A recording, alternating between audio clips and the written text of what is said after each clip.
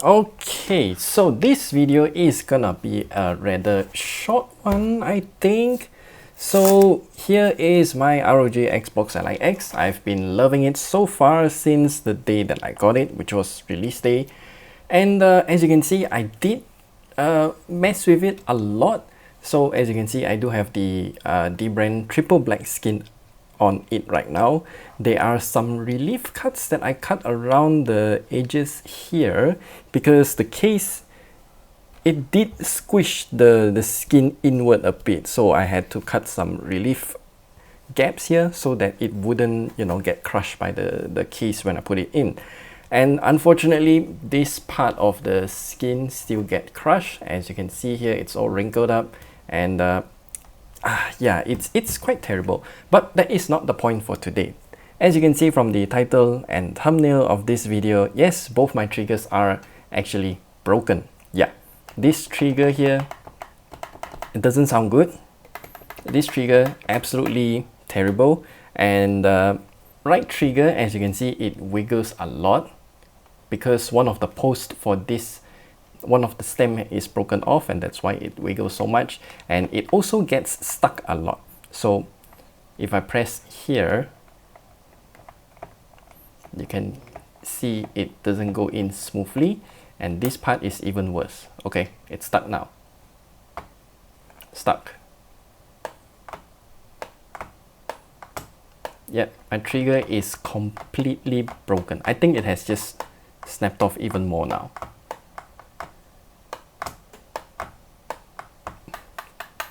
It's a bit better, but it has also snapped. I actually applied some hot glue gun on this side here just to make it stick together for a bit. So of course I'm gonna replace it, and I bought this set from Taobao.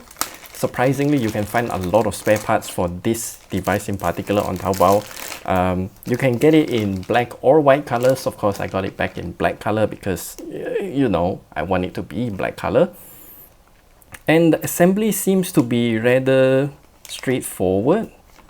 So let's open up and see how I should replace it.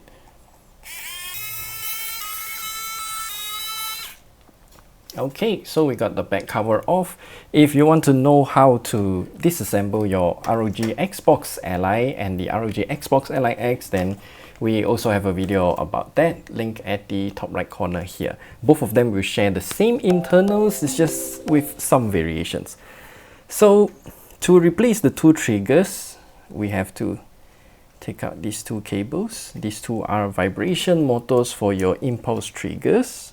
And then we have one ribbon cable on each side. I'm just gonna speed run through this. And then we have 3 screws. You have to remember where the screws go because they are of different heights. Okay, my mistake. For this part of the trigger, you don't have to disassemble anything, you just have to take out 2 screws, so leave the ribbon cable connected. But we do have 2 screws. Okay, we got everything out. Okay, let us analyze the issue. So for this side, yeah, so you can see, let me zoom it in for you to see. Okay, for this side here, the right trigger, you can see this part has snapped off. Let me move it apart for you guys to see. Yeah, this is the mechanism, and that part has snapped off. Okay, and then for the left trigger, I had a makeshift fix kind of with hot glue gun to kind of guide it in place, and it did work, but it's totally not smooth. So here's my replacement part. It does look quite good. They have some protective film here as well. They have this semi-transparent part which is identical to the original one, and looks and feels similar to the original part, probably from the same factory. And we do have some random sticker here instead of the R and the QR code for the spare part. And as you can see, this one has a cable poking out for the impulse trigger. This one does not. So I think we have to transplant it. And the way to do it is actually very simple. On your trigger, you have 2 screws, and then you can open it up. Let me show you how this is done. So once those 2 screws are out, you can lift up this cover. Oh my god, yeah, there we go. And here is the vibration motor. Again, we can't use this at all because it has snapped, so I will remove this vibration motor from this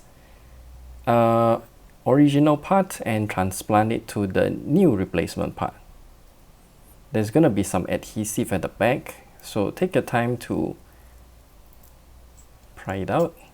So here we go, this is the impulse trigger vibration motor.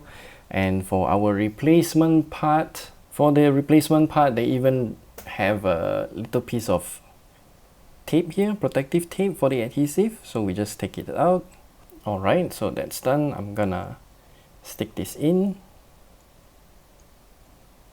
move the cables in, and there we go. Now we're just gonna screw all of this back, which is real simple to do. Okay, so we got everything aligned. We need 2 screws. I don't know why they only provided 1 screw, but I'm gonna use back the original 2 screws instead. Okay, so this trigger has been fully reassembled. This is the right trigger. Unfortunately, the adhesive tape has stuck on itself. Now I'm gonna skip forward and do the same thing for the left trigger, so I'll just skip ahead.